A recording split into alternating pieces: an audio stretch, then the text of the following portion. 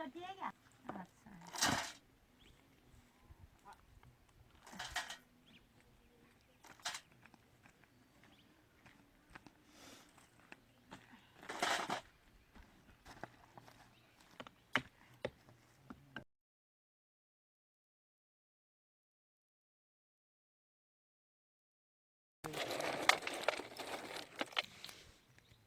इधर आजा।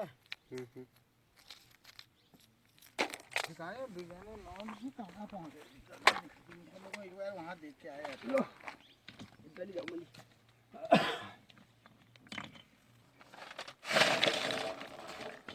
क्या बोला सिल्लो मकाना का? ओ आप नेट में ही डाल दो।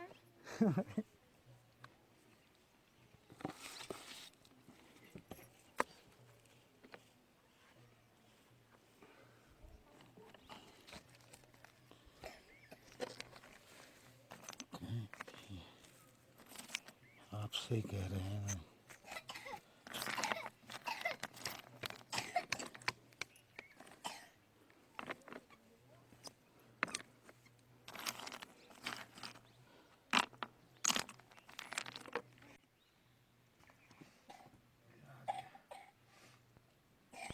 मिस्त्री से अच्छा आने चाहिए। है यार कोई बात नहीं।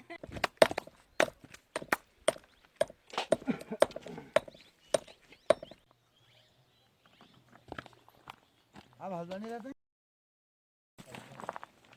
कौन सी जगह?